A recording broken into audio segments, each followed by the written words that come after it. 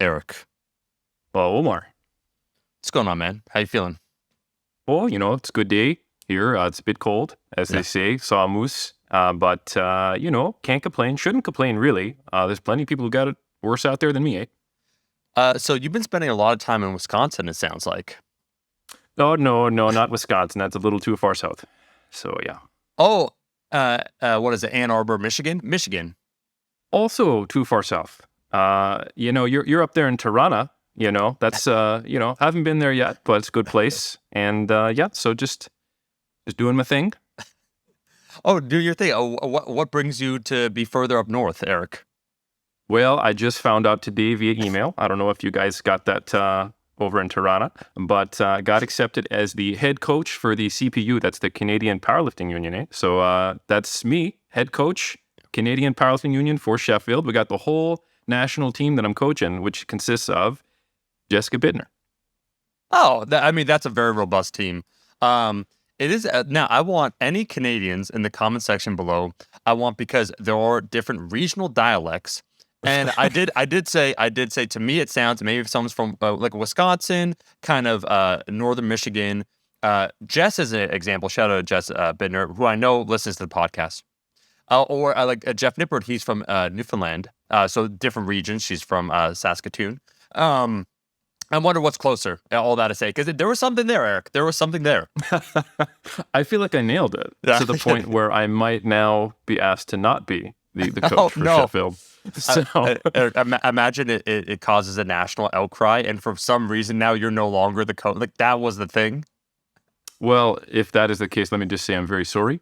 And if I did anything negatively, I just want people to know that I am going to just eat maple syrup on everything from now on out. Yeah. Only the legit kind from north of the border. Yeah. And I'm planning on wearing flannel. They got the new SBD flannel lifting suits that Jess will wear. I'll wear that in solidarity. Yep. And hope the Mounties won't be politely knocking on my door. So I'll just say that. So he said sorry, and the other thing I'd say is you're not about this life. You're not about that life. I'm not about it. No, yeah. I'm not. No. Yeah. Now, a final thing, Eric, before I kick it over to Matt, and then I will read the reviews. Say car and garage.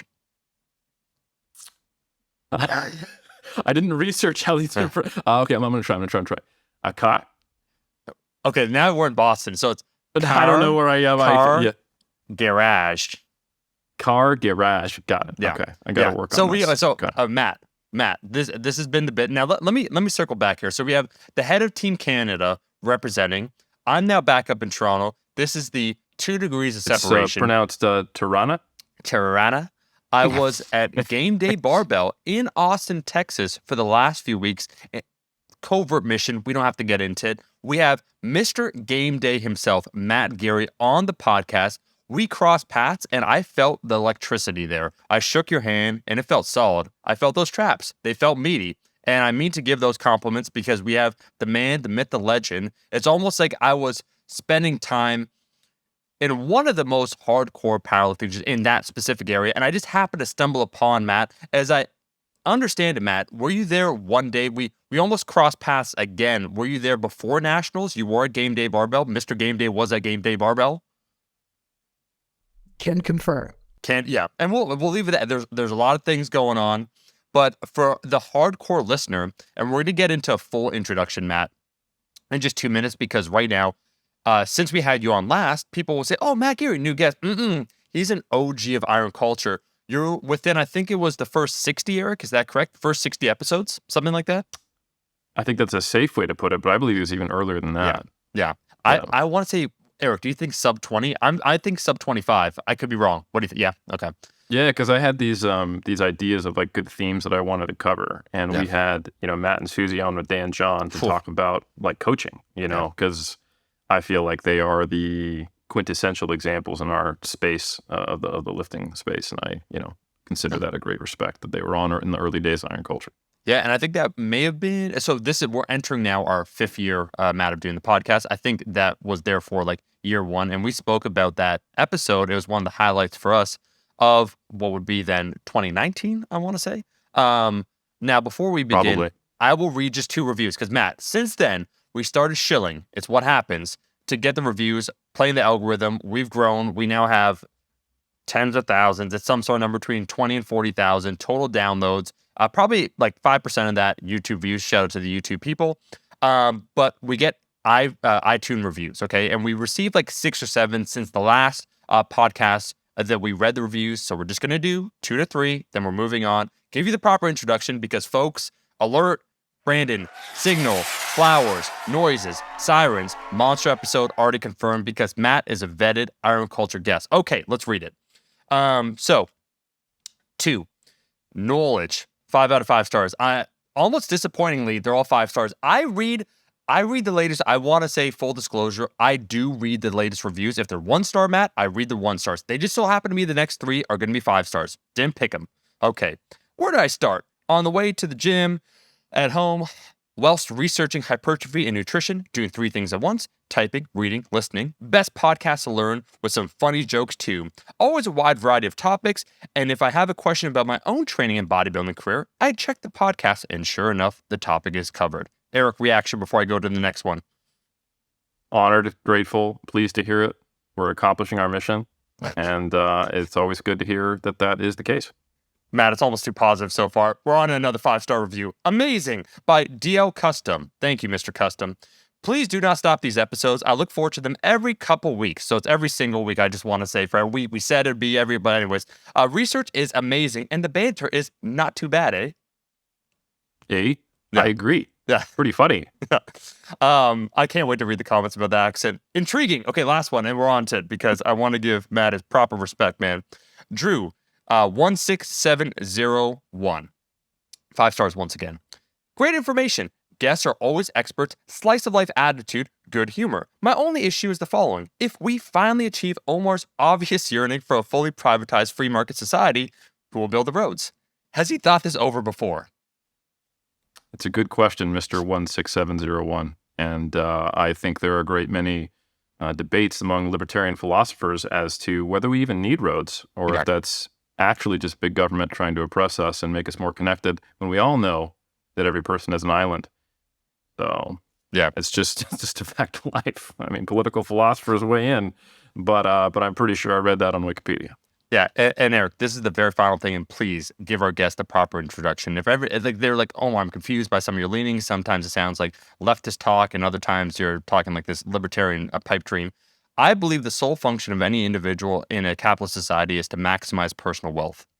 Like it's that simple. Relationships don't nothing. That's it. That you can unpack from there. You can extend forth from there. Does that make sense, Eric? Go on.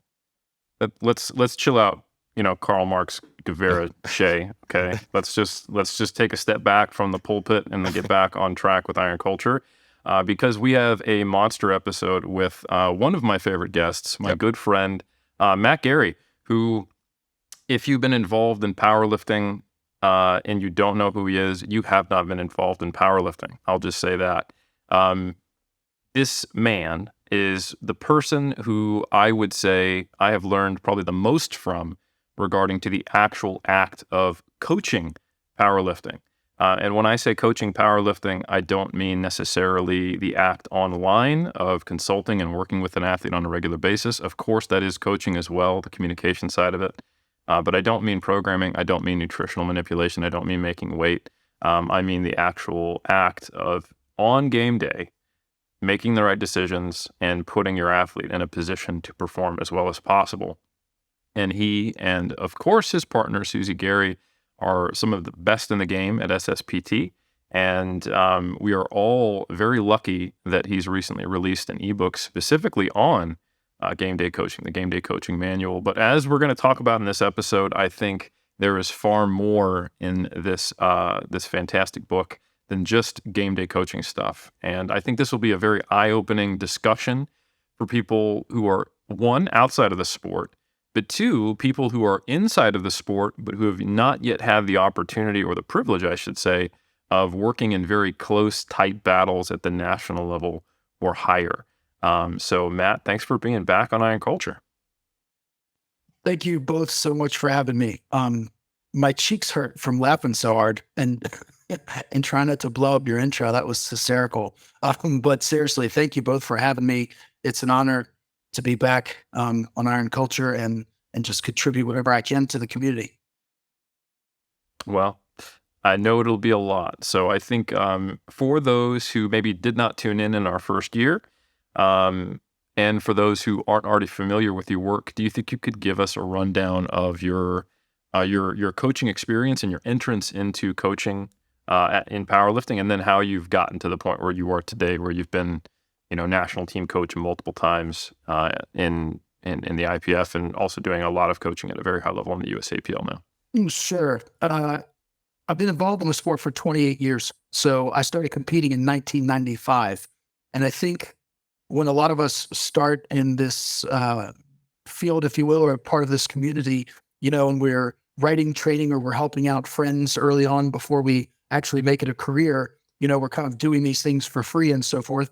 And I was training with Susie. She and I were training partners for a time.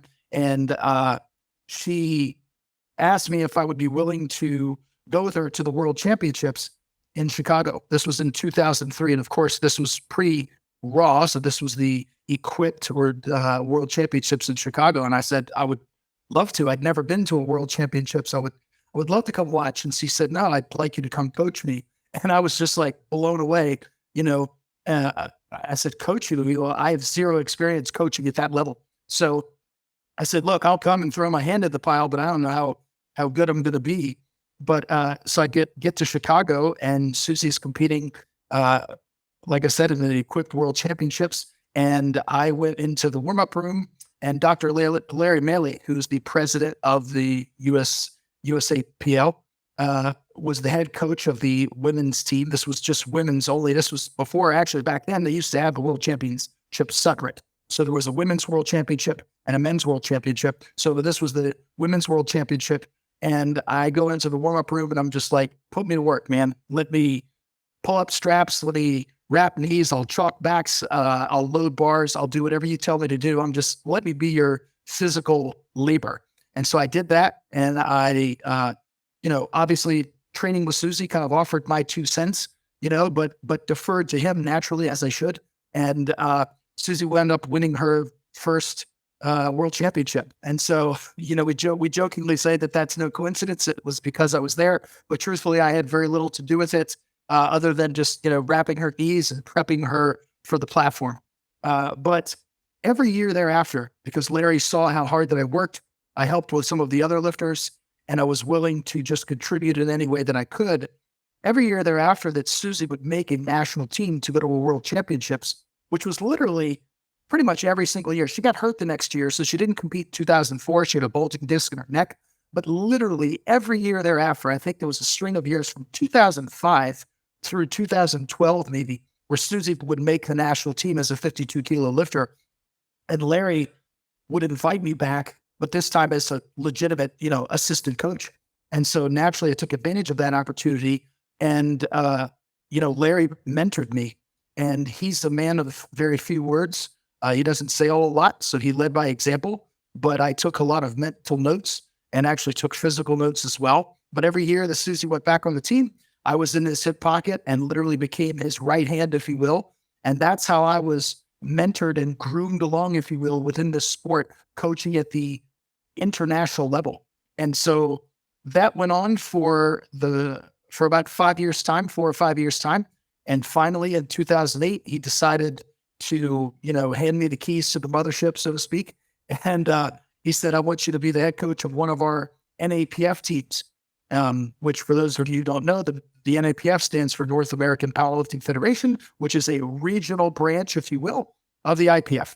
And so it's a competition where your second and third kind of tier lifter that doesn't win at nationals and go to world championships is invited to kind of play and test their limits.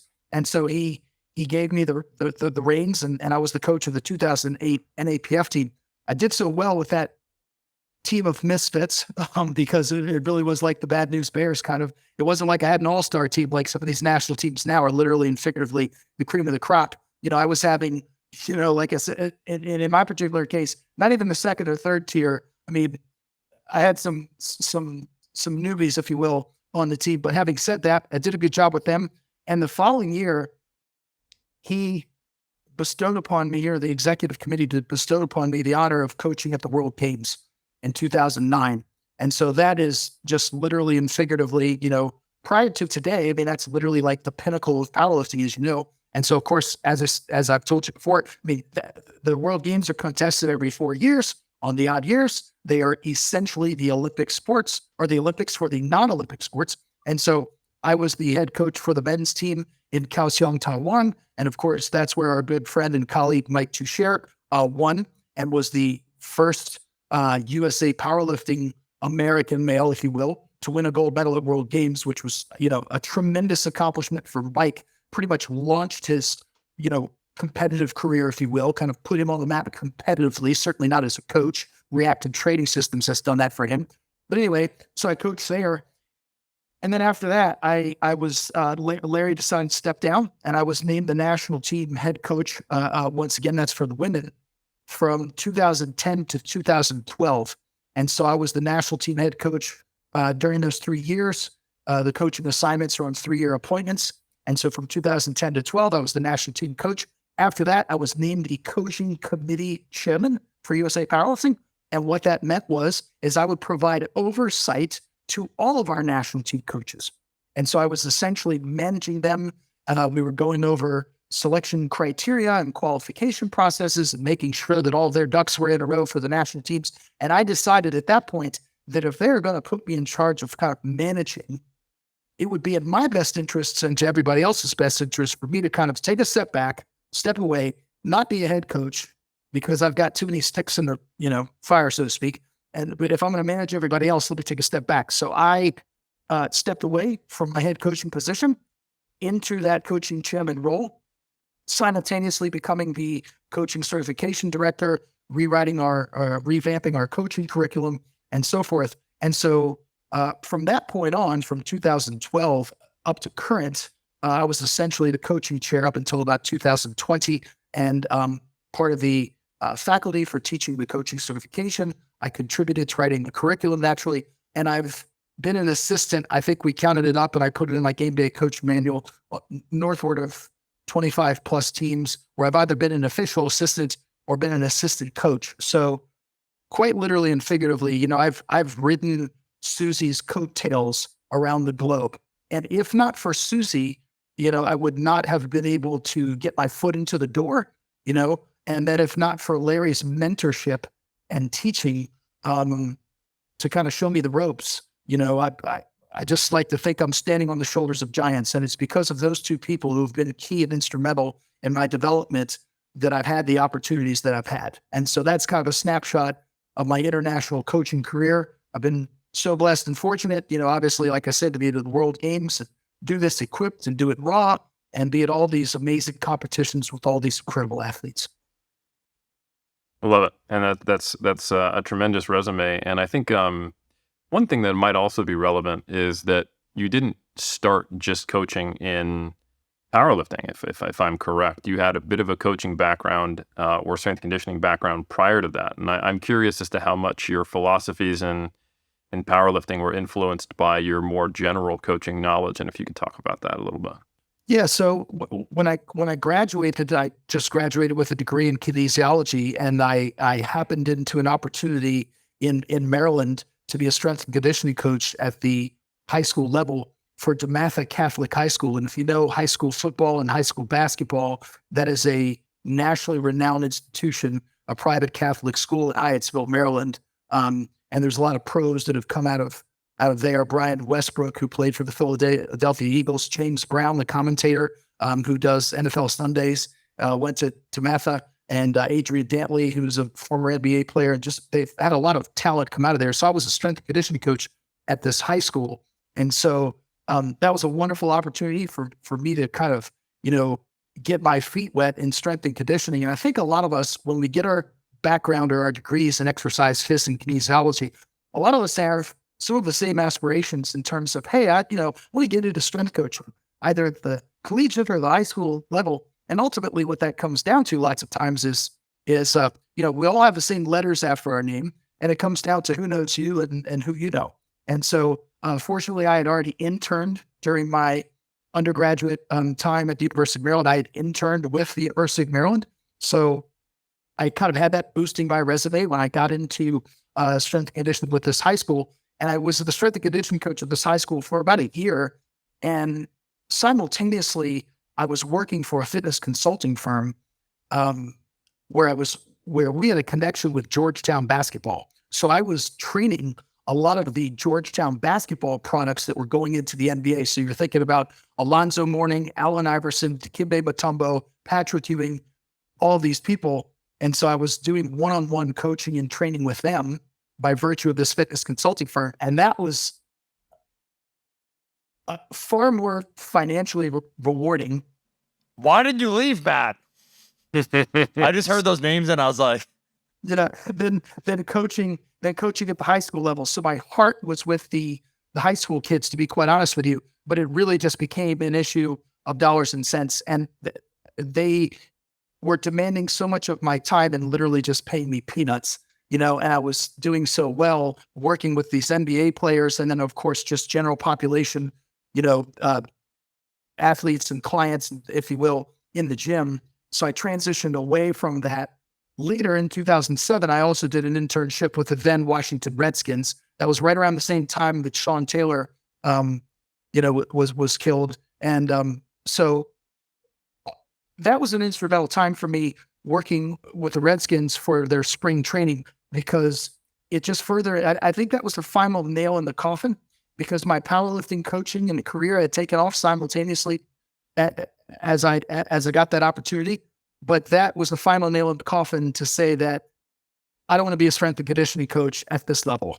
I want to work with powerlifters. And that largely just came down to some of the politics and the bureaucratic crap that you have to deal with as a strength coach in the NFL, and kind of seeing that behind the scenes, and then also dealing with these prima donna athletes who are paid, and so forth. And so I just was working with powerlifters, and working with athletes, and at the time in general population one-on-one kind of added more value to my life, and it made me a happier person. And so I transitioned into that. So in terms of philosophical stuff, I mean, when you work in strength and conditioning versus powerlifting, you're looking at developing the athlete and and I like to use the analogy that you are fortifying them for their battlefield, whatever their battlefield is. You know what I mean? So while you might use the power lifts, that may not be the foundation of your program. You know what I mean? And so also you've kind of run into, you've kind of learned a way of doing things through college and through the NSCA, and you've got to go by the NSCA manual. And, if you deviate from that, like you guys have talked about on the podcast before, it's like you should be stricken down. But you learn things in powerlifting that carry over into that strength and conditioning world. And then you learn some things in the strength and conditioning world that might carry over into powerlifting. But I guess all of that is to say is that it really crystallized for me that I wanted to be involved in powerlifting. And then once I got a taste of being at the national and international level, I knew immediately, like, this is my passion. And I did everything that I possibly could to cultivate said passion by continuing to throw my hand in the pile and say, choose me. I'll be an assistant coach and that sort of thing. So it's, in the current landscape of powerlifting coaching, I think so much attention is given to the people who are writing the training, and rightfully so, right? They're the ones who are kind of, gathering the ingredients, and they put a recipe together to get that person to their ultimate, to their goal in terms of the competition that they're competing at. But that journey, while it is interesting, we could take 10 lifters and they can all get there in 10 very different ways. But ultimately where they're judged is by their game day product. And so that's what gets my fire burning and my motor running more than anything, is maximizing their talent and their abilities on game day. And so that's why I literally and figuratively shelved the programming part of my career and really no longer do that. And I just believe in playing to my strengths and staying in my own lane and doing the things that I'm good at. And I feel that I am best. My best strength is the game day coaching aspect. And that's what I want to be good at. So that's where I've kind of poured my efforts. And I think to all of our benefits in the community, because very few have truly gone all in and intentionally specialized in it to be able to dissect it at both an analytical and an experiential level that you have. And we can start talking about how many meets that you've actually analyzed and looked at statistics on attempt selection, misses, passes, what world champions do, and which has informed your process, and truly a data-driven process.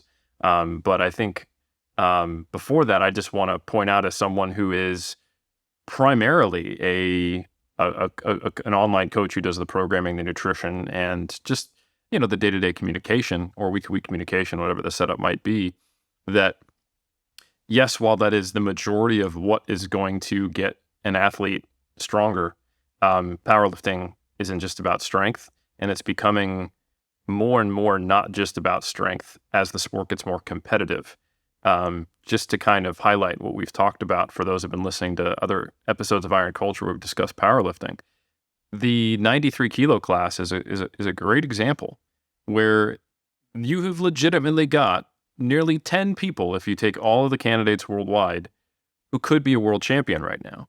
And it is going to come down to who makes the smart attempt selection, who the athlete or the coach or any of the ones who's helping them understand the nuances of the rules, what happens when based upon lot numbers, the selection, the current record, who's lighter in body weight, who is pulling last.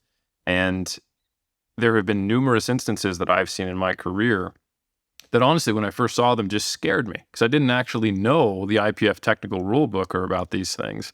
I didn't realize the lot number wasn't just something that dictated when you weighed in, until I knew.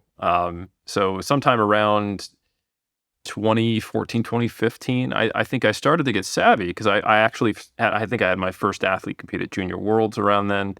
And then I was on the cusp of going Bryce is probably going to end up going to Worlds. And then since then, I've had multiple athletes compete at Worlds, at multiple Worlds. But there was a time period where I wouldn't describe myself. I think I maybe saw myself this way at the time, but it was too charitable. I considered myself a game day coach as well as a programmer. But I was probably more accurately a handler, And in my mind, there's a distinction between the skill level of someone who runs your cards, as they say, at a meet, a local meet, versus someone who is a competent and skilled game day coach who can make the right decisions and put you in the best position, given what they know at the time, at a international level. So obviously, my wording is less important here because it's just less well-informed than yours. So I would love to, if you could encapsulate or explain the difference between just handling someone and actually being a competent game day coach. Well, I think, first of all, you explained it very well. I'm just going to expand upon, I think, what you said. Those terms are often used interchangeably nowadays. People will say, oh, who's handling you at a meet? Or, and what they mean to say is who's coaching you at a meet. And I think my sense of the definition stems from my early beginnings in terms of competing equipped, where we were a fraternity and a community, and you weren't doing it alone. So if you weren't competing, you were going to the meet to handle, in quotes, to help a friend, to like I said, throw your hand in the pile and contribute. And that meant loading weights. That meant helping them with their gear and helping them with their equipment. And yeah, maybe you track time, but in large part, the athlete was probably making all the decisions in terms of the weight selections and so forth. And back then, because the talent pool wasn't nearly as deep as it is now, and the participation was much, much smaller, it was seen as, this is more like a test day. This is a max out session. And so the genetically gifted, that cream naturally rose to the top, if you will. And those lifters were probably going to win the meet anyway, regardless of the level, and that's not true today. So that's where my definition of handler kind of stems from. Is it's someone who just is kind of along for the ride. Yeah, they might, load some weights. If you're competing equipped, they're going to help you with your equipment. They're going to help you get fitted into that. And probably little else, maybe they're rolling knee wraps or something like that. But the game day coach, on the other hand, is literally, they're everything. They're getting together with the athlete and with the programming coach beforehand and installing a game plan and going through training and going through videos and so forth and putting together a pragmatic, approach of warm-ups, attempt selections, and then obviously going through potential scenarios given the level of the competition that they're going to. Naturally, higher level competition with a deeper talent pool and more combatants, if you will. There's going to be different scenarios that you might encounter. And to your point, having to understand all of the rules, most handlers aren't familiar with the rules. And a game day coach should be fluent in the rules. They should understand the rule book. You have to understand the rules. And I'm not saying that you have to know the equipment specifications and that the bench is approximately 17 and a half inches off the ground. I'm not talking about those rules. I'm talking about the rules of the game and how the game is played.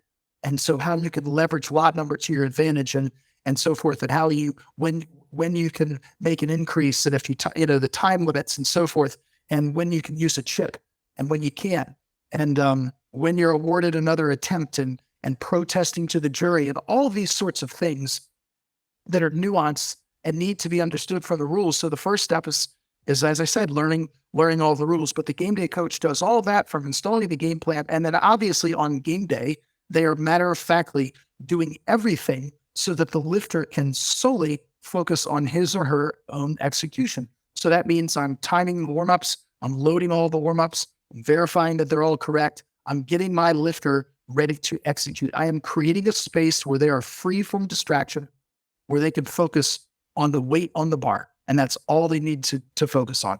And so, and then of course, then comes the strategy once the game kicks off. Once the first attempt is made, that's when the weight selections become in play, and strategy and, tracking other lifters and so on and so forth. And as I said, we can get into some of that more nuanced discussion if you want, but that's how I kind of differentiate between the handler and the game day coach. The handler is along for the ride, just kind of helping out. The game day coach covers everything.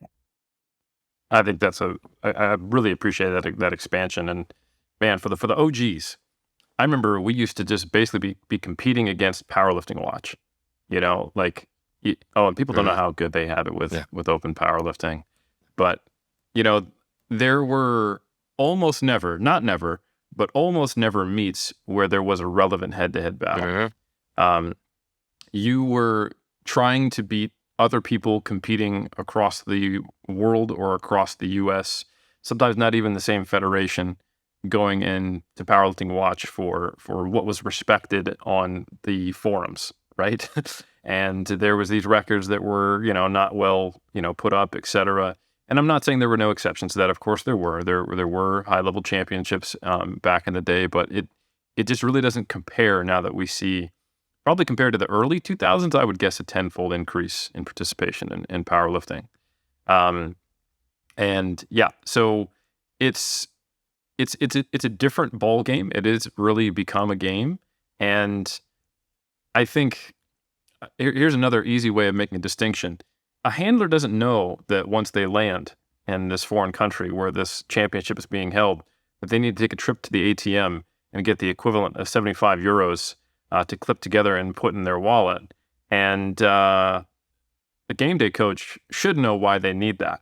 And I think it actually would be instructive, Matt, to get into the technical aspects of game day coaching, especially with the Sheffield on the rise, because I would say even compared to Worlds, there's going to be some, what I would describe are typically unique scenarios that are going to be quite regular. For example, knowing, and I'll just put this out here and I'll let you expand on many of the other rules, that if you're both going for the same world record and the first person gets it, you're going to see an automatic increase of 0.5 kilos if you're not on a 2.5 kilo increment, because you can't take a non 2.5 kilo increment and, unless it's a world record. And since now the world record was whatever the other person just got, I'll give you an example. Let's say, I'll use a very real example just to get excited. Let's say Carlina and Jess are both lined up, and I don't know who has the earlier lot number, but they're both going to do 223.5 on their squat, right? If Carlina's first and she nails 223.5, automatically Jess is going to go to 224 because you can't take 223.5. That's not a record. Whoever gets the record first gets it. So knowing that is important. And then how does that interact with the fact you can change your deadlift twice? This becomes, you think these are strange things that don't occur very often at lower level meets, but it's probably going to be the norm in Sheffield for many of these instances. So anyway, I'll leave it there. And Matt, let's just start with why are you taking that trip to the ATM? You're taking the trip to the ATM to get the equivalent, as you said, of 75 euros. So when you file a formal protest at the table, and of course, you should know from the rule book that you can only protest 2-to-1 decisions, either for or against your own lifter or for or against your opponent. You cannot protest a lift that has been given 3 white lights, nor can you protest a lift that has been given 3 red lights. So it's only these 2-to-1 decisions where you're allowed to protest. And so the reason that the IPF requires 75 euros or the equivalent is so that they don't believe that it's a frivolous, protest. It's kind of like the coach who cried wolf. If you come over every single time complaining about something that doesn't favor your lifter, pretty much they're just going to hold you at arm's length. So you have that there, as verification that yes, I mean business, that yes, this is a credible and a legitimate protest that I'm, putting forth, if you will. And if they find it to be frivolous, then they keep the money and, donate it to, I don't know, the Gaston Parage Fund or what have you. But anyway, no, yeah, did I actually say that? I did. But anyway, no, they keep it, and I don't know what it goes to. I think in the rule book it says it goes to the IPF for what, I don't know what purposes, I've forgotten. But anyhow, suffice it to say, you have to come over there and be serious about your protests. And so anyway, so typically it has been my habit of, I don't want to be seen as the coach who cried wolf. And so typically that when you would protest is you would protest when you believe something to be egregious. Now, when I say early, egregious when it's early in the meet. In other words, if I have a lifter who put their ass on their ankles and they get called for depth, and I believe that that's egregious, then I'm likely going to visit the jury table and I'm likely going to protest. That's when there's an egregious call or there's a spotter interference or something like that might be been missed that I saw, something like that. Something that's egregious and that is obvious. Later in the day, in the deadlift is typically when it happens, is you want to challenge these game-changing plays or these game-changing lifts. When the game literally and figuratively hangs in the balance, placings are being determined, podium placings are being determined on these final deadlifts, and your lifter or your opponent either does or doesn't get the lift, and you feel that they should or shouldn't have, then you can go protest the lift, and those are the times to do it. It's not Bush League. It is gamesmanship. It's playing the game and it's being a good sportsman, actually, because, look, if you do this well enough, you're going to end up on both sides of those calls sometimes, and it can be heartbreaking to you and your lifter, or it could be, overwhelming and joyous. A couple perfect examples is I was coaching Deuce Gruden at the 82.5s last year at Mega Nationals in Las Vegas, and he had an 8-for-8 day, was having a phenomenal day, tied a PB in the squat, had a 5-kilo PB in the bench press. And, everybody was kind of chasing Russell Orhe, if you will. And so we were fine when we knew that first place was out of reach for us, that wasn't attainable, then we wanted to lock in second. And so we took a third deadlift, which at the time would have been a PB for Deuce. And it was a tough lift, but we felt like he had it, and he locked it out, and he got the 2-to-1 decision on the platform. It wasn't a thing of beauty, but PB lifts rarely are. I tell people that limited lifts don't always look like ballet. And so it was a little bit untidy, but he got the lift 2-to-1. And then Angelo Fortino's coach, which is Joe Stanek from Gameday Barbell, as Omar mentioned earlier, very wisely ran over to the table and protested. Now, I didn't see him make the protest. We came off the platform. We're kind of celebrating. We're thinking, great. And Deuce is one of these subtotal lifters who he doesn't have a bad deadlift, but he's not going to be the last deadlifter. So he has to play his cards first, and he has to put pressure on the other lifters and make them as uncomfortable as he possibly can. And that's why we loaded up the deadlifts that we did. And then so we came off the platform and we're excited, 2-1 decision, and we think we've got it. And I get notified about 60 seconds later that Joe had gone and protested and that the jury had overturned the lift.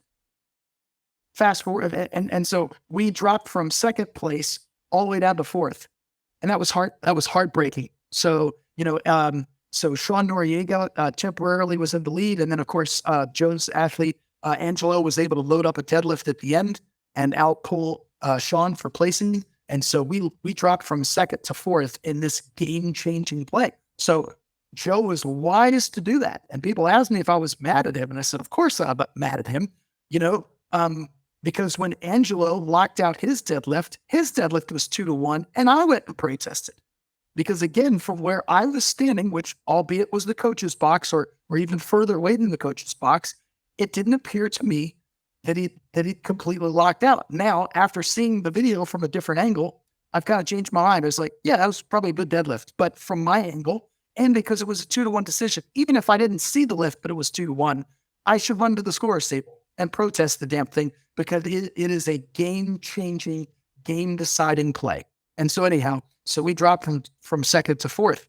Fast forward to PA Nationals this year in Austin, and of course you had the 83 kilo battle between Deuce Green again, and where the exact opposite thing happened, where Deuce's lift was turned down, and Susie wisely went to the scorer's table and protested and got the lift turned back in our favor. And then, of course, Sean loaded up, and basically at that point, he was going for the Carpino, and he missed, so Deuce wound up winning the meet. But anyhow, it's just these game-changing plays. These are the times that you should protest the lifts. So those are important things to know about the jury. If you want, I could dive in a little bit about lot number, because I think, or go ahead, Omar, you want to say something? No, I was going to say, I think you highlighted right there, Matt, perfectly how it is a competition, how strategy plays a high level role. And I think for the average lifter who's, kind of a casual lifter interested in getting stronger, but who does not compete, and when they try and hit a PR, they're only ever competing against themselves. This is a whole field unbeknownst to them. You've mentioned, so I love how you spoke about like going to the jury, what that meant. I think, Eric, you spoke about kind of lot number, like chips, like what a chip is, attempt changes, all those things. Matt, do you mind? You're doing a fantastic job with going to the jury. Just all those technical terms that people might not be aware of if they don't compete, and what they mean and how they impact the choices. And I think, real quick, because Eric, we're going in a few weeks now to Sheffield. If the commentators or whatnot are able to frame some of these matchups like this where they're close, and due to the naturally more competitive nature that we're in 2023, when it comes to powerlifting, all these choices become far more important. It would be almost more akin to something like not baseball, but where there's the technical component where you need to think about when you're going head to head. And I think it would interest more people rather than like, oh, Matt, like he's going for 760. Yeah, this guy's going for 763. Oh, why did he go to 763? Oh, it comes down to body weight. And then you find out afterwards. It's explained afterwards to you. So yeah, please keep going down the technical definitions of some of these terms we've been floating around. Yeah, no worries. I think I'll just rewind for just a second. Omar, you very eloquently said, for lifters who are newer and neophyte and intermediate, who may not have yet ascended to the national or international level, clearly your primary objective when going to these meets is to hit a PB. And I tell people all the time, hitting a personal best or a personal record, that's the foundation of what we do, right? Everybody wants to do that. You want to do something that you've never done before. And so these lifters who are competing at that level, where there's not really a whole lot of gamesmanship and you're just going to hit PBs, that's a wonderful pursuit. And we should essentially, that should be at our core. We should always be striving to be the best version of ourselves, both on and off the platform. But now fast forward to lifters who have ascended to these national and international levels. This is where it truly becomes a sport, where it is truly a game being played. And we didn't used to have that because there was no depth. There was no talent pool. And now, because more people have entered into the powerlifting community, and the powerlifting talent pool is so much deeper, it has become a game and has become a sport. And it's not the strongest person who always wins. It's the best powerlifter. And for that reason, it is imperative to leverage these aspects into your favor. And so I explained it in my book.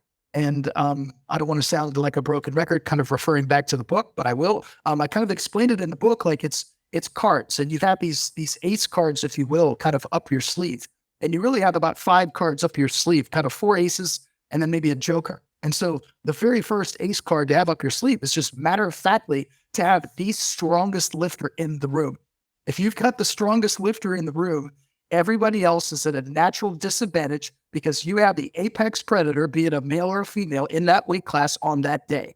And the only way that anybody else will be able to subdue them or to overcome them, in theory, is to out-execute them, out-strategize them if my lifter, who might be the strongest, fails or executes poorly or I make poor attempt selections or something like that. So if you have that ace card up your sleeve, you already have a natural advantage being the strongest lifter in the room. The second advantage would be being the strongest deadlifter. And why do I say that? Well, simple, because the deadlift is the last event. You know, if the squat were the last event, then I would say the best squatter has the advantage because they're going to be able to load up and so on and so forth. So whoever is the best deadlifter, because the deadlift is the final event, they are matter of factly going to have the final say in how the competition ultimately ends, because they will have the opportunity. I mean, we have this running joke in powerlifting, right? That everybody can go for the win. I mean, you know, even if I'm 200 kilos behind, if I want to call for, you know, a 250 kilo deadlift above my current PB so that I can overtake Bryce, you know, I could go for it. I could YOLO and go for it. But seriously, the best deadlifter will have the advantage there because they will matter of factly go after everybody else. As I said, the Deuce Gruden example, because Deuce is more of a subtotal lifter known for squatting and benching, he has to play his cards first. And so he has to go out there and build his total and hope that it's enough to make these good deadlifters uncomfortable for them to load up something that they don't want to pull. The next advantage, of course, would be having either body weight or lot number. These are kind of interchangeable. You could make an argument for one of them being more advantageous than the next. But if you are the lighter lifter, then matter of factly, someone is not going to be able to tie your total. They're going to have to outlift you, because if Eric and I are the same body weight and are the same, we lift the same amount of weight, and I am lighter, then I will beat Eric because I am then pound for pound stronger. So Eric would matter of factly have to outlift me. So body weight is an advantage. And of course, the all-important lottery, the lot number, which stands for lottery, is a random number given before the start of competition, which, as Eric said, determines the order in which you weigh in. You know, so if you've had a really hard cut and you are dying to eat, then maybe you would want a lower lot number. But in all other cases, you really do want the highest lot number that you could possibly have, because what that means is that when 2 people select the same weight, the person with the higher lot number goes second, right? The person with the lower lot number always has to go first. And then after that, kind of the joker card, if you will, now that we've discussed the 4 aces, would be, of course, what we refer to as chips. And that's just slang or vernacular powerlifting lingo for being able to attempt the world record. And so the minimum increase in a powerlifting competition that is a non-record attempt is 2.5 kilos, which is 5.5 pounds. But if you are going for a record, the minimum increase is 0.5 kilos, which is 1.1 pounds. So to Eric's point, and I'll use that as an example, and Eric, you should probably pull out your pen and start taking notes. I say that in jest, but seriously as well. So Eric is going to be coaching at the Sheffield in arguably one of the fiercest battles of this clash of titans in the 76s, where all 3 women, not only are they freaking studs, right? But all 3 of them had world record and chip opportunities in different disciplines. You know, so you've got the current world record is 223, which is held by Carlina. Well, Jess isn't far behind because her PB is 218 and a half. And so I think she actually, correct me if I'm wrong, didn't she hold the world record until So at one time, Jessica Bittner had the world record in the squat. Now Carlina has it. So that chip is going to become very important. And to Eric's point, what Eric was saying was, and this is important strategy. Let's say that both women choose to go for the world record on their 3rd attempt. It would be wise for the person who has the higher lot number, if they believe their 2nd attempt moved well And if they believe that it's on the table and in the cards and in their abilities on that day, it would be wise for them to match the attempt of their competitor. So as Eric said, if Carlina calls for 223.5, which would be 0.5 kilos over the current world record, then it would be wise for Eric and Jess to load up to call for 223.5, because by rule, when Carlina goes out, if she makes the lift, then Jess's attempt would automatically get chipped up to 224. Should Carlina miss the attempt for whatever reason, strength or an infraction, then Jess could take the 223.5. But to Eric's point, two people can't hold the world record in an individual lift. It has to go to one person. So that's a strategic play where the coach there would be wise. Now, let's just say, for the sake of conversation, that Carlina's strength on the day in the squat exceeds Jess's limitations. But we do feel like Jess could take a shot at a world record. So maybe Jess calls, you call for 223.5 on Jess's third, and then maybe Carlina says, you know what, I'll go up higher than that. I'll take 225.5 or 226 or one of these numbers. So that's where you're in those instances where you'll see those irregular numbers, and it becomes really important. That's when body weight also becomes important. And I'm going to get to that now. So you have Agatha, right? Who's this bench press machine, right? So presumably, Jess and Carlina are not going to be vying for that world record. That's not on the table for those two lifters. So it's going to be wise for Jess, of course, and for Carlina to hold serve, to make 3 attempts to build the total, because they're trying to get to the deadlift. Whereas Agatha is going to make up some ground, some significant ground there in the bench press. And it would be wise for Agatha to go ahead and take a shot at the world record. The current world record, it was hers, but it's been broken. So I just checked today. It's some girl from Turkey. So it's at 145.5 currently. Agatha has done 147.5. So her abilities at this body weight are projecting higher, assuming her training is going well, right? So Agatha would be wise to use, obviously, a chip on this bench press. And I thought their team made a fatal mistake in South Africa when they did not take advantage of those chip opportunities, and look, I think, Jess clearly would have had the final say once again in the deadlift as that played out. For those of you who watched the 76 kilo battle in South Africa, which was epic, Jess would have had another half a kilo if she'd needed, or a kilo or whatever. But again, you want to play that card at every opportunity you can. Every single time you can have a chip on your total, you want it, because it's going to force your opposition, if they don't have that advantage in the deadlift, to go another 2.5 kilos above your total. So in Agatha's situation, she and her coaches have to be mindful of the body weights and what chips were or weren't used in the squat, because if she's lighter than both Carlina and Jess, then she can use a half chip or a whole chip or what have you to match the total. If she's the heaviest person, then she needs to make sure that she adds an extra 0.5 above what Carlina and Jess have already taken. And then, of course, once again, it's all going to come out, in the deadlift, where now we've got 2 lifters who have got a shot, right? So Jess has the world record in the deadlift at 261.5, but Carlina's not far behind.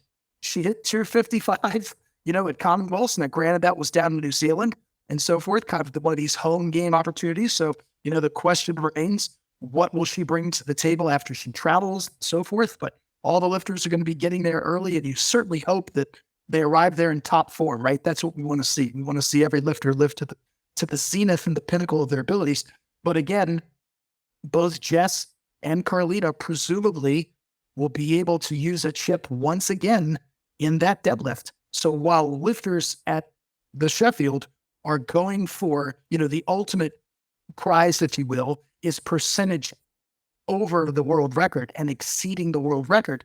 But this could be a virtual bloodbath where you've got 3 titans clashing, And that's so exciting, because there are going to be chips in play at every single discipline, which is cash prizes and money opportunities, but furthermore, strategic plays toward the end total.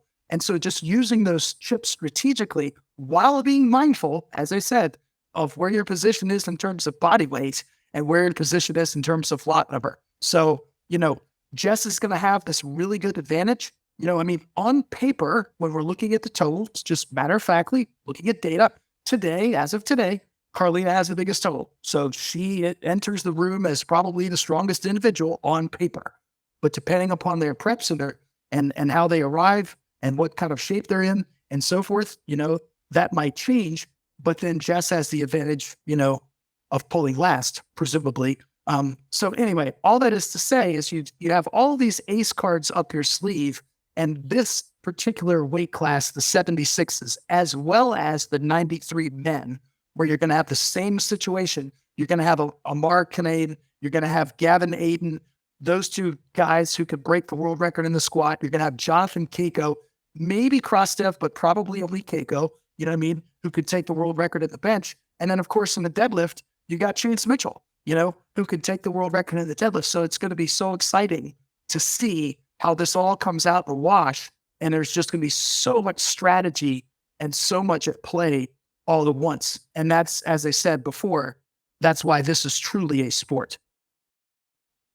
A really interesting thing that I've been thinking about the last couple of days, Matt, is that I would not be surprised if those 75 euro equivalents are flying on all three disciplines.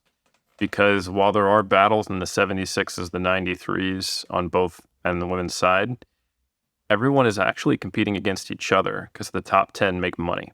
Mm-hmm. So that means it is truly a zero-sum game, even more so than it typically is in sport. It's essentially like there's only one weight class on both the men and women's side. And if someone else does not make an attempt, it pushes them as a smaller percentage above or below the world record, wherever they end up. And I wonder if there won't be some 75 euro donations to the IPF if every two white attempt is getting thrown down. And I've actually had to think about, like, okay, well, where do I sit on that? Because this is a point now where essentially every lift, not exactly, is the deadlift, sort of, in terms of its importance. Because for those who don't know, you're getting paid out by SBD based upon your placing against everyone else as a comparison to where they're at relative to their weight class's world record. But also each individual lift, there is 5,000 on the line if you break the world record. So if Carlina gets a 2-1 on her world record squat attempt, I mean, you can probably guess what I might do, right? I mean, that's because, if I don't, then I have to look Jess in the face and be like, $5,000 is, you're fine, right? You're good with that, So I know I'm not the only. I am going to bribe everyone, is what I'm saying. Yeah, I'm not even going to put it on the table. I'm going to put it directly into the jury's pockets, and I will give each one of the members of the jury that money. No, I'm all, actually, that's kind of funny. I have seen people post online when they've watched the live stream that they don't know what's actually going on with the jury. Like, did they just slip them money? I'm like, no.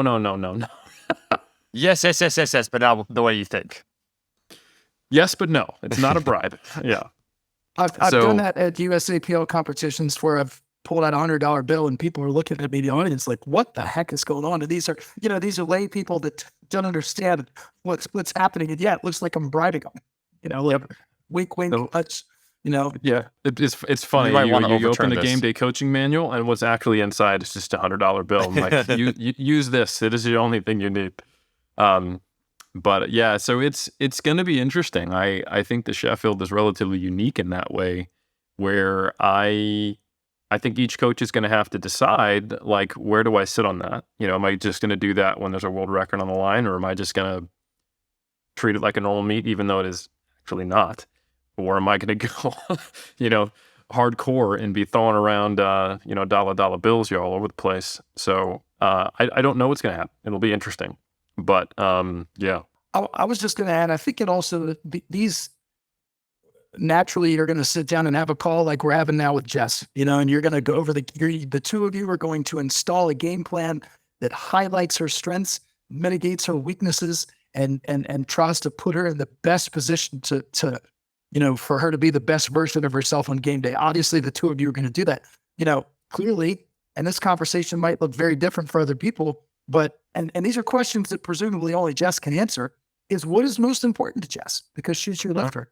Is it most important for her to be as high up on the totem pole, so to speak, as she possibly could be in terms of a world record? Or does she want that deadlift world record? Or does he, you know what I mean? And so clearly there's these money and prize opportunities for her, clearly in the squat and then in the deadlift also, but then in the total. And it's, those conversations and those goals are going to look different for different lifters. There's a couple of lifters, and with all due respect, I mean, this is an all-star game, right? But there are some lifters who probably don't have a shot at the total, presumably, where they're more known for their individual lift prowess. So they might go all in and be more aggressive trying to get the squat world record, knowing that they may not be there at the end in the total. So they might throw caution to the wind and say, hey, this is my one and only shot. Whereas someone else who is playing for the total, Emil Krastev comes to mind, right? This is a cat who may not be the best in any one discipline, but he plays second at Worlds to Chance Mitchell only by a couple of kilos. I mean, the guy's right there. He's very consistent. He's like a Celine Crum, whose, consistency is a weapon since I don't have an individual lift weapon. And so he might be thinking, hey, man, I'm just staying in the pocket. I'm just biding my time, building my total so that I'm there at the end and to put myself in a good position with the 5-minute deadlift. Whereas one of these lifters who doesn't have that opportunity, maybe they can only get a bench world record or a squat world record. They've got to push all their chips to the center of the table early. And so clearly that's going to look very different for all 24 people. It will. And this is my prediction, Matt, is that we're going to see a higher miss rate than we would see in a world championship. Stay tuned for a post that I am going to share on Instagram on Monday. I will tag you fellas in it. I've already got it lined up and ready to go. I know that things kind of die on Fridays and the weekend, but come Monday, I'm going to share some data that hasn't been shared before, and it'll kind of discuss the likelihood or unlikelihood of world records being broken and achieved. So just a conversation starter and kind of build some additional hype, but I think it'll be of interest. That's good timing too, because this episode is going to be out on Monday. So nice companion piece. But yeah, so the reason I say that is because the title at Sheffield is not a world championship, right? Winning Sheffield is cool, but it's primarily cool because you get 25,000 euros, right? Yeah. And those individual lift world records being 5,000, is it British pounds or euros? I'm forgetting. But anyway, it's a lot of money. Yeah, I think it's British pounds. Yeah, so it's 5,000 pounds to get one of these deadlift records. One of these individual lift records. So I think if someone is even reasonably close, there's going to be an additional pressure to go for something which they might otherwise, either the coach or the lifter would go, I actually think that's 2 or 3 kilos out of our reach. Yep. But I can't not go for it. Yep. And I think because of that, it's creating the same thing that occurs in lifters who regularly go like 6 for 9, which, by the way, was how I used to be. The whole strategy we used to have, because the goal is to get the PR, is you open on something maybe you could double or triple. Your second attempt is the heaviest lift you did in training for the meet that you successfully got. And then your third lift is then, you get your PR. And so, yeah, we went 5 for 9 and 6 for 9 many, many, many, many times because of that strategy. And arguably it didn't really matter because, again, who am I competing against? And I'm totaling 600 kilos in the 93 class, which, it's respectable compared to your average tennis player. But it's really just not necessarily, good in this modern age of powerlifting. But that mentality is kind of basically being mapped onto the Sheffield, because now they are chasing numbers. They're not chasing the win. And if you were to talk to lifters about how they feel about the world championships or nationals, they will tell you that the world records are a secondary goal compared to the placing on the podium or winning. So that is not necessarily the case at Sheffield. I think people are going to really be trying to have their 3 cakes and eat it too. And I think that's going to result in a lot of people missing. So there is a potential, I wouldn't say advantage, because it's not a true advantage in the real sense of the word, but there's more opportunities for people who would not be potentially in the conversation to stay in the pocket, go 9 for 9, and find themselves where they're projected at, say, 11th or 12th in a 9th position spot because a bunch of others missed their shots on records. So I think for many, many reasons, the Sheffield is going to be a very interesting competition to watch, and it'll be a lot of fun. And we have to navigate some of those things. So one thing I wanted to ask you about, tangential to that conversation, Matt, is these are 3 individual events, but it's not like they're not impacting one another. In my experience, when someone goes all out and has the most grindiest of grinder third attempt squats, they typically don't also get to have a banner day on the deadlift, get all 3 and hit a PR. That's pretty rare in my experience as a platform coach. And you do have to think about that. Is it worth it for me to have an Instagram worthy grinder on squats when I'm actually going to be going for a deadlift world record, So you've actually got some actual data on this. And I would love to hear, first, tell us about, because we haven't actually talked about it yet, the kind of data you've gathered to inform your coaching practice, which you've also shared with others so generously. And what are some of the relationship between making attempts, missing attempts? How often do elite level lifters go, 8 for 9, 7 for 9, 9 for 9? And what does all this mean? Yeah. So, being mentored by Larry at these international competitions, like I said, he was a man of few words. And so he led by his actions. And I was, studying him, literally studying him with my eyes, but also studying him by taking notes and so forth, and watching and beginning to learn that, lifters at this strength level take these kinds of jumps and are successful. These lifters at these body weights typically take these types of progressions and are successful. And so while that made sense just on a surface level looking at it, I literally wanted to examine the data and study it and say, hey, let's see if we can't figure out some percentages kind of assigned with this sort of thing. And so I dove into the data once I became the head coach of the national team. Was around the time. So that was 2009, 2010. So that World Games period right around there is when I started accumulating this data collection. And to the current time, I've looked at about 112 competitions ranging from starting in the year 2000 all the way up till current. So I capped it at 2022 because my book was just published this year, and I wanted to ride that data as close up to the published point as I possibly could. So I looked at 112 competitions over that 22-year span. The reason that I didn't go back before 2000 is because the results weren't reliable. And oftentimes when you try to comb through that data, you look at a score sheet and it will only show you what the best lift was. It won't show you the misses and the hits and so forth. So the results are reliable from about that period. And I looked at it both equipped and raw and examined some commonalities and some similarities between the two. And to your point, Eric, roughly half the people miss their third lifts.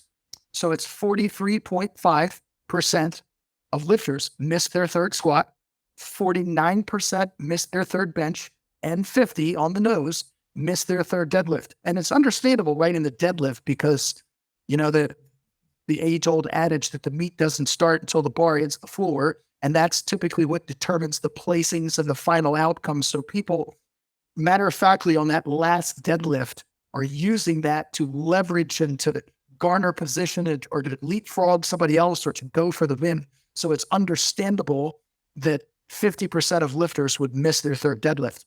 What's also interesting, to your point, is about a quarter, 24%, miss both their third squat and their third deadlift.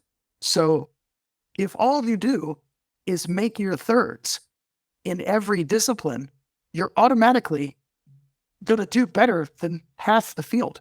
And if you make your third squat, your third deadlift, you're going to do better than a quarter of the field. So that's why, it's so important to put every attempt, every shot on goal, on target, if you will. You want to use every single bullet in your gun. You don't want to forfeit attempts unless you absolutely have to. The time and place where you would forego 11% of your opportunities because you only get 9 opportunities to score points. I've explained it in that way in the manual as well. If people can wrap their head around each lift is a point scoring opportunity instead of getting lost in, well, I'm not as strong as this lifter. Well, yeah, you may not be as strong in the squat, but you're also accumulating and accruing points. And if you can accumulate more points, and my 8 attempts are better than Eric's 7, even though he's better than me in the squat by, 20 kilos, I might be able to out-total this guy. So again, that kind of goes back to where it's a sport and where it's a game. So I've accumulated all that data. All of that data translates to over 17,000 performances. So I looked at over 17,000 performances and combed through all of that stuff and kind of found these trends. And another interesting trend is that when lifters miss their opener, regardless of discipline, 2/3 of the people who miss their opener, so that's roughly 66%, will go on to miss another lift.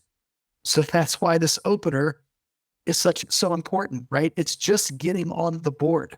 You're not winning the meet with the opener. You're not, nobody that I know of at Sheffield is going to open with a world record. It's just about getting into the competition and creating this positive snowball effect of positive momentum. You're either gaining momentum or you're losing momentum. It's going to build one way or the other.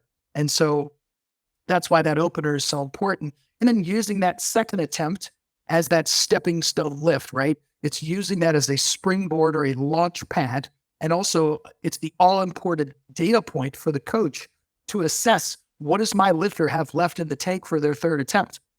And so it needs to be a pragmatic second attempt that doesn't empty the gas tank. Because if you empty the gas tank on the third attempt, it precludes you from going to where you wanted to go on your third, or it mandates that you have to take such a small increase to that third attempt. So that's kind of a condensed version of what all the data say and what it speaks to us. And so I just try to use that information and leverage it to my advantage on game day. And it's not the end all be all. I mean, I'm a big analytics person, but I think the single most valuable skill that a coach must possess is being able to read the second attempt, right? Because at that point, we only have one shot left. We only have one more opportunity to score points. And it's, we use the analogy that it's like playing the American game show of The Price is Right. Where you're bidding on the showcase showdown at the end, right? And the person who goes over craps out. And so you want to add to your gas tank, but without going over. And so you want to choose a number that is close to your lifter's limits without having them miss. And therefore it maximizes the total. So a related question for you. Are there differences in the number of attempts on average that like elite level lifters make versus lower level lifters?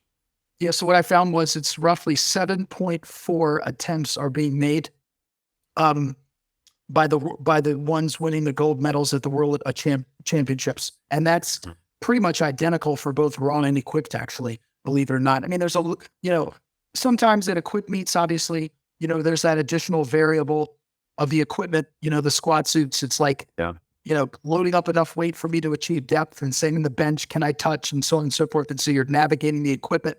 But by and large, it's about the same. The world champions are making about 7.5 attempts. And one trend that I've recently noticed is that with some of these competitions that are not contested by weight class, these dots and these formula-based competitions, you will see typically in those meets a higher amount of attempts being made because people aren't going through as significant of weight cuts.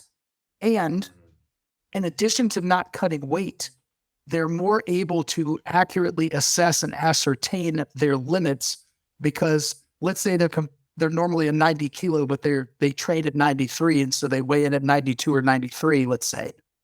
They're hitting a lift that they hit in training when they were 92 or 93 kilos without having to do that cut. You know what I mean? And so I am seeing a trend now in an uptick in attempts made at those types of meets.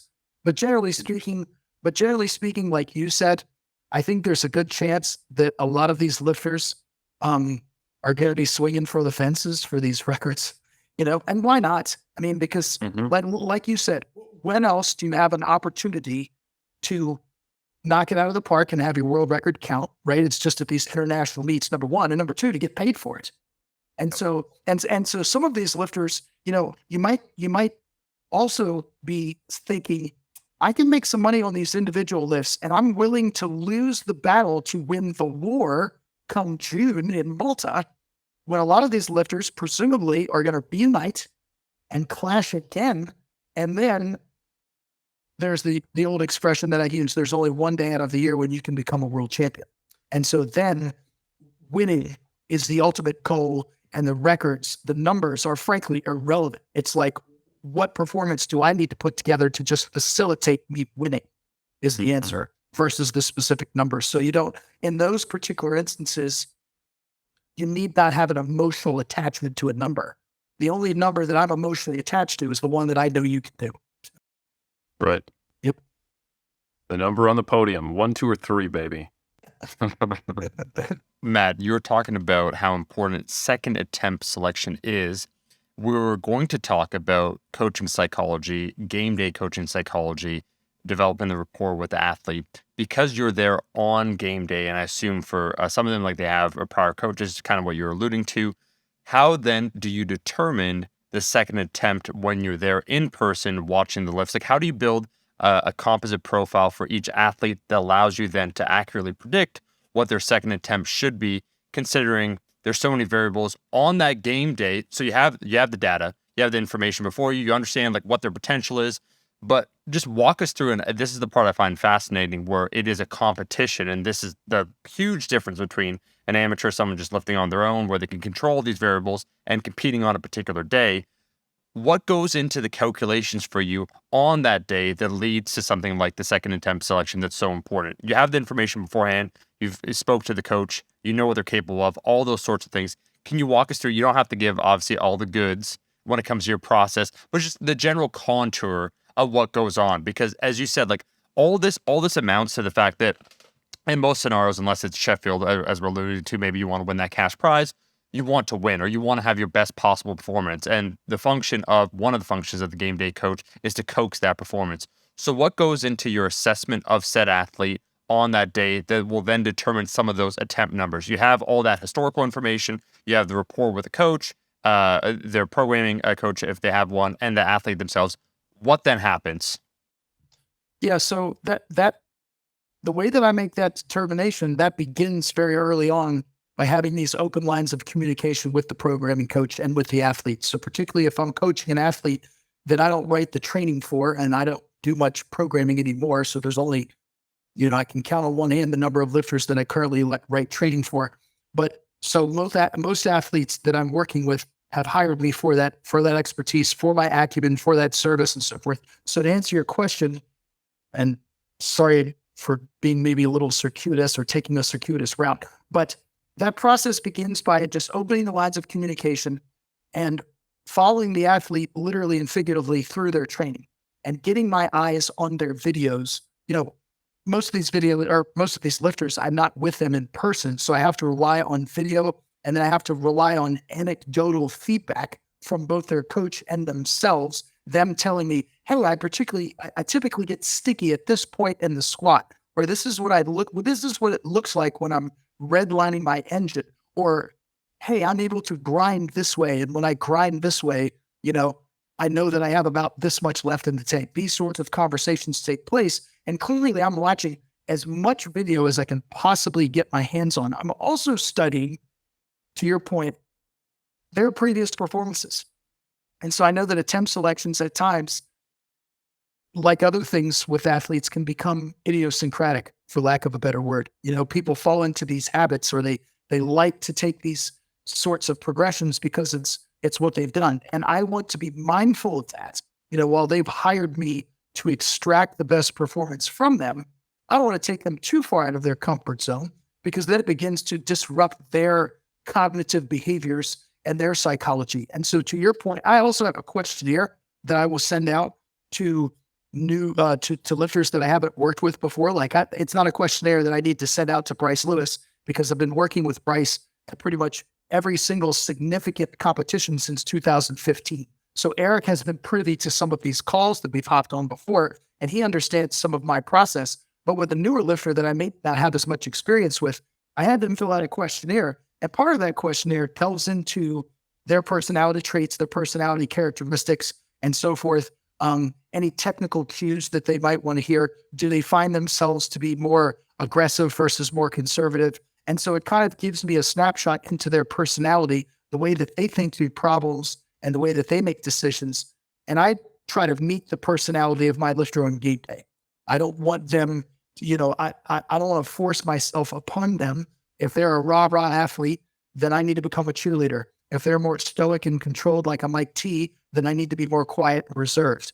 But I take all of that stuff, watching videos, talking to their programming coach, reviewing their videos, reviewing their past performances, and also using the data, to your point, Omar, that I've accumulated, and understanding that, generally speaking, in most cases, the second attempt is going to be somewhere between 95 and 97% of this lifter's best. And that gives me a GPS, if you will, a global positioning system that draws me closer to that number so that I'm at least in the neighborhood. And then it's the nuance of me watching that lift in real time, getting my eyes on it. A lot of coaches will like to hold up their camera phone at a competition. And of course, that's now, dissuaded, obviously, at these IPF competitions, because they don't want coaches holding up phones in the coaching box. And I totally get that. That makes sense. They want to present this professional looking product and so forth. Furthermore, to that end, even if they did allow that, I want to be watching the lift through my own eyes, through my own lens, because there is a quality that gets lost in a camera. Much like when you take a photo of a flower, let's say, to the naked eye, the flower might look blue, but the camera, for some reason, makes it look more azure, let's say. And so there's this quality that gets lost or gained through translating a video through the camera. And oftentimes the camera makes it look better than it looked in real time. And that's good for the athlete in terms of giving them confidence, in terms of, wow, that moved a lot faster than I thought, but I want to get my naked eye on the lift. So back to your answer, all those things that I mentioned before, and then getting my eyes on that lift, knowing that we're probably going to be in the neighborhood of 95 to 97%-ish, having a game plan mapped out in advance with some, primary, secondary, and tertiary weight selections, given how that weight looks. And then immediately when they come off the platform, it's an inquiry to the lifter. I'm not forcing my opinion on them, although they are paying me for my objective and critical feedback. My first question to them is, how did it feel? Because I want to know their initial gut reaction, their initial RPE, if you will. How hard was that lift to them? And then I give my critical assessment, my objective feedback, my unemotional, not attachment to any number feedback, and we are able to arrive at a number. So all that is to say is that, at some point, it's an educated guess, right? Because none of us knows, matter of factly. If I was able to hook up a bar speed analyzer and we could look at meters per second, and I had a lot of data on the lifter because I have on myself, I use bar speed.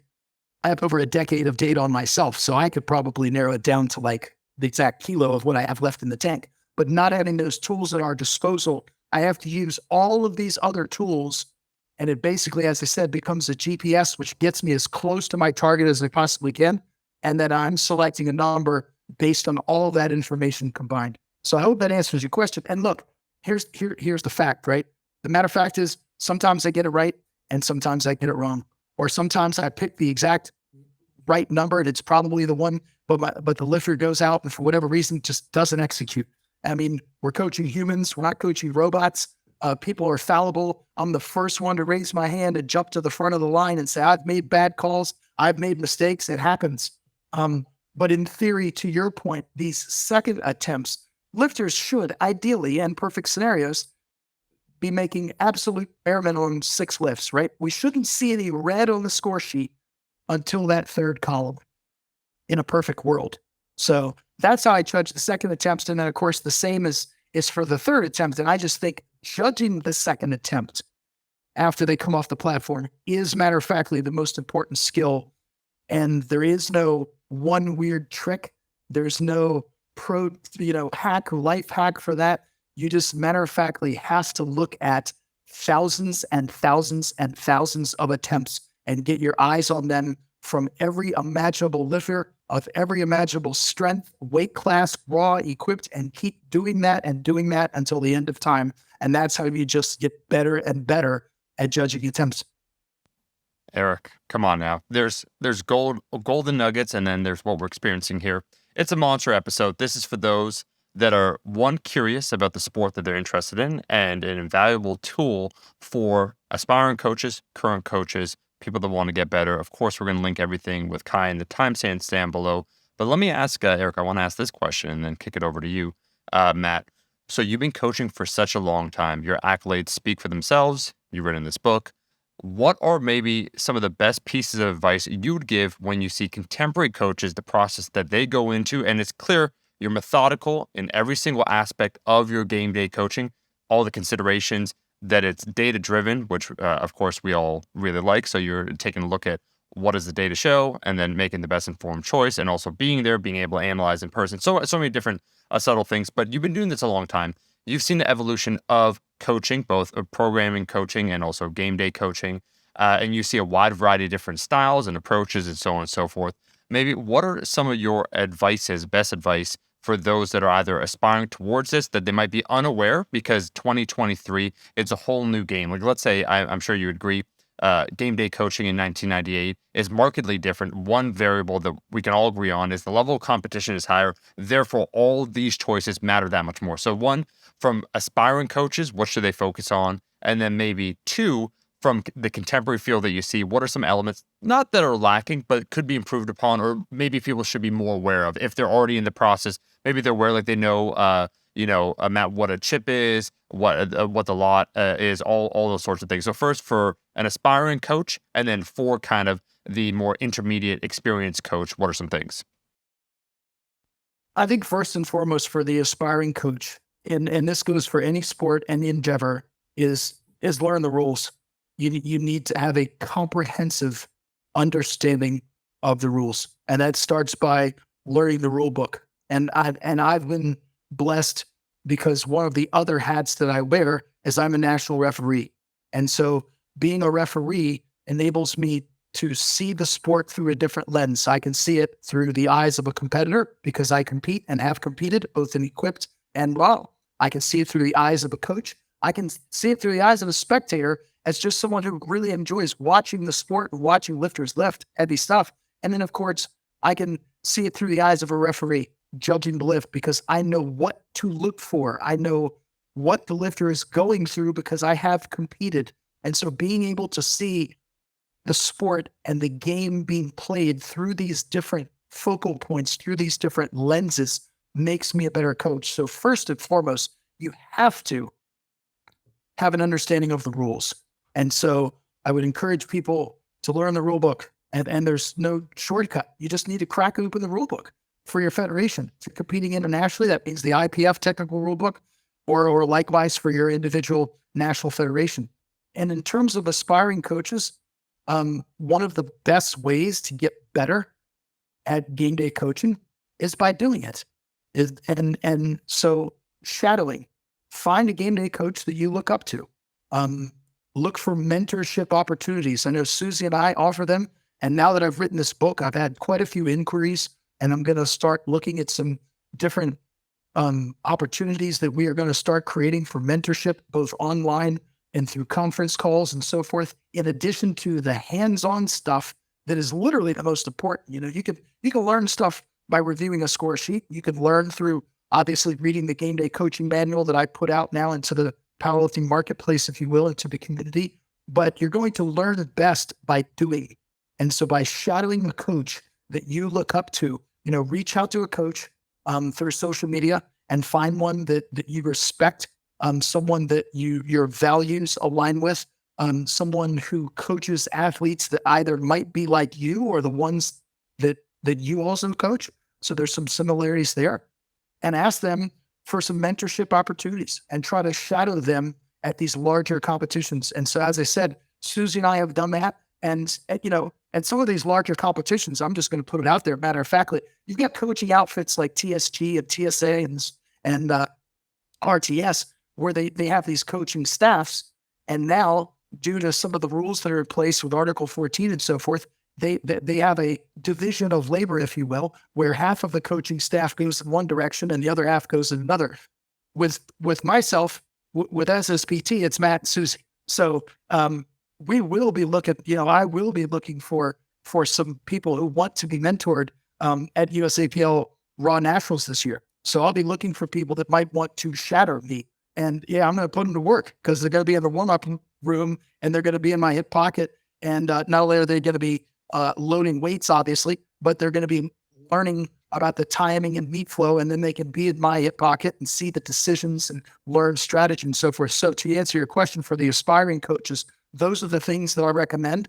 I don't say this to pat myself on the back. I just kind of say it matter-of-factly. I think up until now, we could all agree there was really no formal document in this marketplace, if you will, in this community that discussed this topic. There's a lot of manuals and information on the internet that you can accumulate on programming, on nutrition, on these sorts of things, but there really was nothing out there for anybody to consume and to read to understand the different aspects of game day coaching. And that's one of the reasons why I put it out there, was because I literally and figuratively wanted to lift up the community and help. And I had that scarcity of the marketplace as an advantage, if you will. So that was one of the reasons that I put it out there. In terms of coaches who are already more experienced, it's sad that some of them don't understand the rules. Again, we go back to rules as well as they probably should. I have had several coaches that I won't call out by name ask me for interpretations of rules in primetime sessions and at world championships and so forth. And I'm flabbergasted by the fact they just don't understand some of these basics that we've discussed on the podcast. So I would encourage them to do a refresher on the rules. And I would also encourage them to, there's a psychological component that I think we touched upon, where the coach, coaching is about cohesion, and it's about communication, and it's about meeting your athlete where they are and not forcing yourself upon them.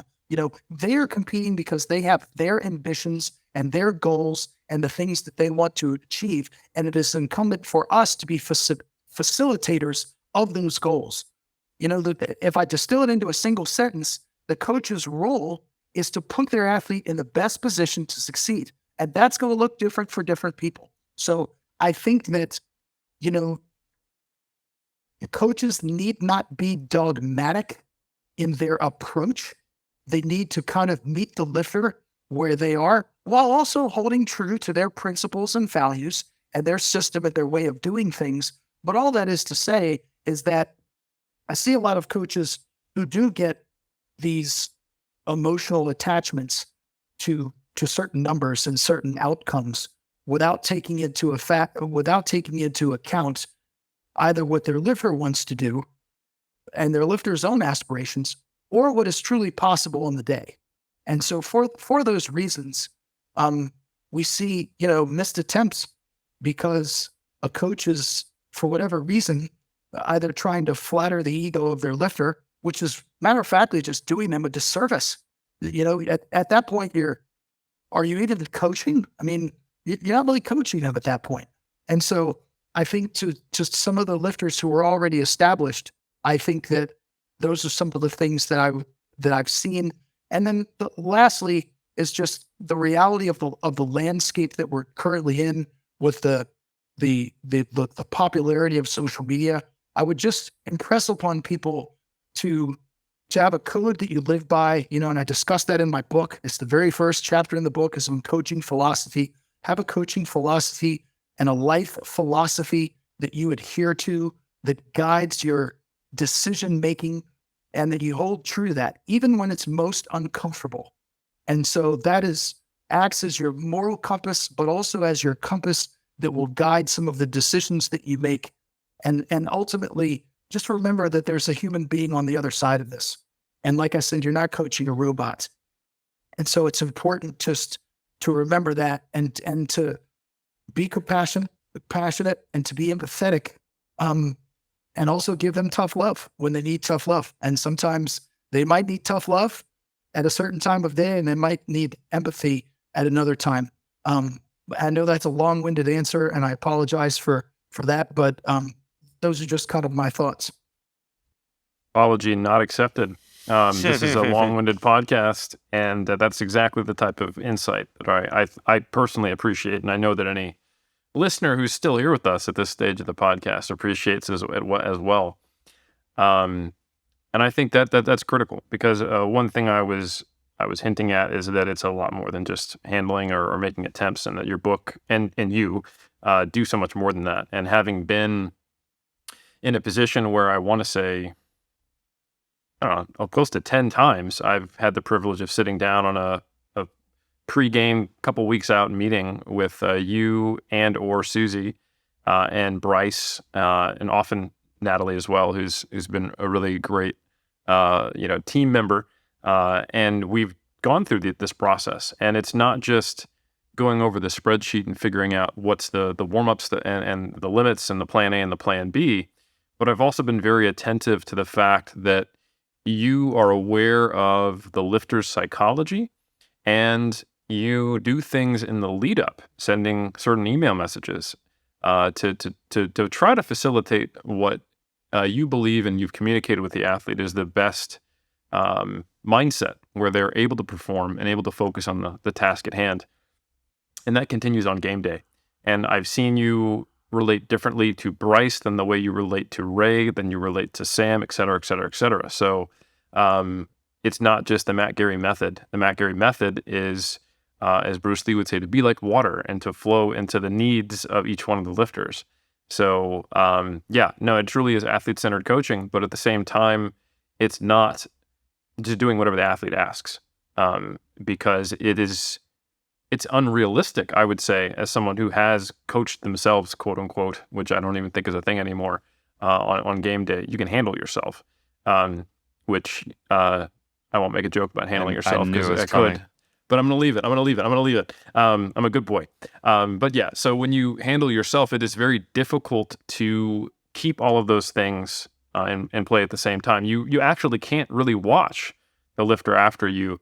And if you are watching the lifter before you, I think there's a question to how well your own mental preparation and actual physical preparation, especially if you're equipped, is happening before you get on the platform. So it's critical to acknowledge the fact that as someone who is coaching the athlete on game day, you are able to see things with a level of objectivity, ideally, unless you're getting wrapped up in the process as a coach, which can happen, and just an actual logistical better ability to physically watch what's happening than they are. The closest thing is asking your partner to film you while you lift and then reviewing your own film in the 1 minute you have to turn in your next attempt. And I can tell you that's less than ideal. So this is important stuff. And I think the more people who understand that, who are in a privileged position to coach athletes at a high level, will benefit from it, and their athletes will benefit from it as well. And I can say personally that I have. So. Well, I appreciate you saying that. I mean, I'm obviously honored by your comments. I think, again, I alluded to this in the book, and it goes back to coaching individuals. This is an individual sport, and so we're coaching individuals. I mean, obviously, in a national team situation, you have a team that you're in charge of, but you're coaching one-on-one, and every individual is different. They have different aspirations. They have different personalities. They have different, journeys. They have different life circumstances and so forth, and all of that pours into it. And I'm not trying to, we definitely have a systematic approach that is backed up by data and analytics, but it's nuance. And that isn't to say that we're some special snowflake. What it is to say is that we're not trying to proselytize anybody. Take bits and pieces of that book, of our recipe, and take what you like, and take the parts you don't like and discard it, and craft your own recipe, and become the best version of a game day coach that you can possibly be. And if you only use one little nugget that you glean from me and use other nuggets from other people, then that's what it's all about. Fabulous. Matt Gary, we're going to make sure we link in the description that book. Kai will have it. It'll be iTunes, Spotify. It does not matter. YouTube down below. We highly recommend everyone checks it out. it's been too long since we've had you on the podcast. It's easy to see why the 19 episode featuring you, Susie, and Dan John was one of our faves. And I really think you gave a fantastic insight, not only to the process of coaching, game day coaching, your methodology, but also just an insight into the sport of powerlifting. And it is a sport. And hopefully, this is the final point I would make, what you alluded to earlier on, how there weren't really those matchups. I remember the whole concept of Raw Unity Meat, that I had my friend Jeremy Hamilton that competed. And for Untested, they wanted to go head to head. And it was always this pipe dream, the concept that you'd get the best lifters together to go to head to head. And there would be such a high caliber of athletes that it could take place and it can actually be an event, as opposed to what used to happen before. Oh, this person is slated to win. They basically have it in the bag. And it makes for, I think, a far more interesting viewing of said competition. And Eric, I can only wait to see what you have in store for one Jess Bittner on game day at Sheffield, because wow, that Worlds was very exciting. So I want to thank you, Matt, for being on.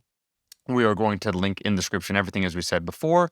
We want to thank the people for listening to another episode, The Cult, to another episode of Iron Culture. You could go ahead and leave a rating and review. Typically, as you saw, what's up? Can I stop you? And in mid closeout, I just want to make sure, Matt, is there anything else you feel like we haven't covered, or anything you want to say before we sign out? No, I think you guys, I think we covered it all. I think you guys, have been very gracious hosts and generous with your time, and I appreciate it. I don't think that there's anything else that I'd like to say other than I look forward to seeing both of you at the Sheffield. I cannot wait. That's going to be fun. What a spectacular event to be a part of and to watch. And I can't wait. And so to anybody who's listening who might also be attending the Sheffield, please do come say hello. I would love to shake your hand or get a hug. My extended powerlifting family is the greatest single thing that the sport has given to me. And so I love, soaking that in and getting some nice fellowship with the people in the community. As Ed Cohen said, the friends you make along the way. Eric, thank you for handling that. I will say you could go ahead and leave a rating review on iTunes. It does help us out. 5 stars is typically what people give. We will try and read as many of them as we can, and we'll catch you in that next episode every single insert date here. Until next time.